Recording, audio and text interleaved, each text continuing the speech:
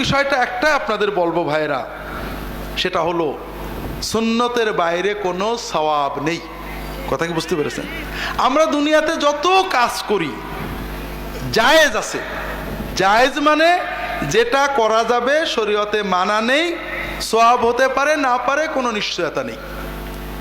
আর সুন্নত মানে যেটা নবীর তরিকা, সওয়াব হবে। কথা কি বুঝতে পেরেছেন? আমরা বাংলাদেশের মুসলমান জায়েজ আর সুন্নতের ভিতরে গোলমাল করে ফেলি। হুজুর আব্বা আম্মা মারা গেছে, খানা করব, জায়েজ আছে? বলেন না। হুজুর শবে বরাতে রুটি খাবো, আছে নাকি আপনাদের? রুটি আছে? শবে বরাতে রুটি খাবো, জায়েজ আছে? এক হুজুর বলে জায়েজ, আর এক হুজুর বলে না জায়েজ, ঠিক না?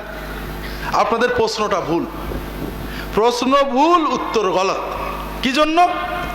আপনি শবে বরাতের রুটি, বাপ মা মরে গেলে খানা, এগুলো কি দুনিয়ার প্রয়োজনে করবেন না সওয়াবের জন্য করবেন?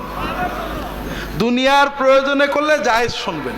হুজুর শালিক খাবো, জায়েজ আছে। হুজুর তিনতলা বাড়ি করবো, জায়েজ আছে। হুজুর এই দিকে জানলা দেবো, জায়েজ আছে। হুজুর এসি লাগাবো, জায়েজ আছে।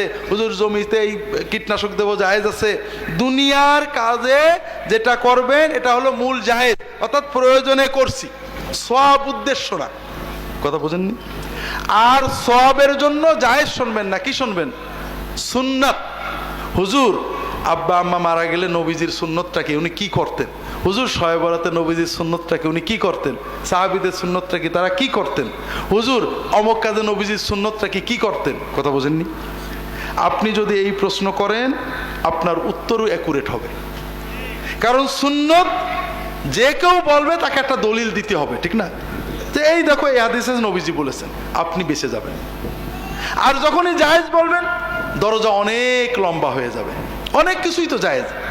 যেমন একজন বলল হুজুর মাথাল মাথায় দেওয়া কি জায়েজ আছে? জায়েজ আছে না নেই? মাথাল নেই আপনাদের দেশে? আপনাদের যে মাথাল আছে না নেই? মাথাল বোঝেন না? এই যে মাথার উপর কৃষকরা দেয়, এটা পরা জায়েজ না না জায়েজ? জায়েজ। আমার কাছে যখন মশলা শুনবে আমি বলবো জায়েজ, কোনো অসুবিধা নেই। সে বললো আলহামদুলিল্লাহ, এই সারাদিন টুপি পরার ঝামেলাতে বেঁচে গেলাম, এখন সারাদিন মাথাল মাথায় দিয়ে থাকবো। একজন বললো যে তুমি মাঠে না, এখন ঘুরে বেড়াচ্ছ, মাথাল কেন? একটু সুন্নত মতো টুপি মাথায় দাও। বলে যে সুন্নত নিয়ে বাড়াবাড়ি করবে না, নবীজি টুপি পরেছেন, মাথাল মাথায় দিয়ে কোথায় নিষেধ করেছেন? আব্দুল্লাহ জাহাঙ্গীর বলেছে জায়েজ আছে। এই কাজটাকে ঠিক করলো। একজন বলছে হুজুর আমি মাঝে মাঝে ক্লান্ত হয়ে থাকি, শুয়ে শুয়ে যদি মুড়ি টুড়ি পিঠা মিঠা খাই, জায়েজ আছে? আমি বললাম যে জায়েজ আছে। এখন একদিন এক বন্ধু ঘরে ঢুকে দেখো শুয়ে শুয়ে খাচ্ছে, পিঠে খাচ্ছে। ওই বন্ধু বলল এই উঠে বসে সুন্নত মতো বসে খা, সওয়াব হবে। এই সুন্নত নিয়ে বাড়াবাড়ি করবে না, সবকিছু কি নবীর তরিকা হয় নাকি? আব্দুল্লাহ জাহাঙ্গীর বলেছে শুয়ে খাওয়া জায়েজ আছে, আমি শুয়ে খাবো, বসে খাবো না। কথাটা কি ঠিক হলো? না।